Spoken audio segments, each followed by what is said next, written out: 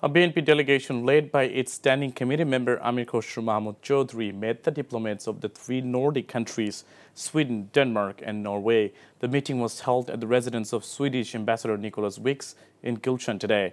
Norwegian Ambassador to Bangladesh Hakon Uralt and Deputy Head of Danish Embassy Anders Karlsen were present in the meeting.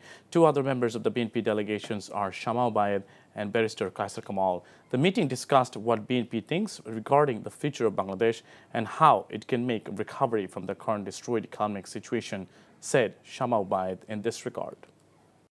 টাকা চুরির জন্য যদি আমার গলায় জুতার মালা পরাইতে হয় তাহলে আমার শালীর সাথে প্রতারণা করার জন্য তোর ফাঁসি হবে। দুলা ভাই, আপনার তো ঘর জামাই বইলা একটা পরিচয় আছে, আমার তো তাও নাই। দুলা ভাই ভাই ছেলে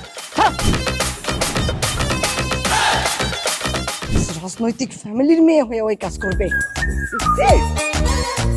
যারে পাবো আরে পিটাবো, রক্তের নেশায় ধরতে, রক্তের নেশায়, কাঁচা রক্তের নেশায় ধরতে। তোমার এই পলিটিক্স আমার বাম পকেটে থাকে। পাকুদের বউরে ঝামেলা পাকাই। এই বেটাই, আমি তখন বিয়ে করিনি। এবার দুইটার আমি গুলি করে মারু।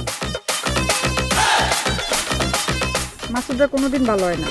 আপনার পোশাক আশাক দেখে কিন্তু আপনার তালুকদার বংশের লোক মনে হয় না আব্বা, আপনার মনে হয় যে আপনি ফকির বংশের লোক।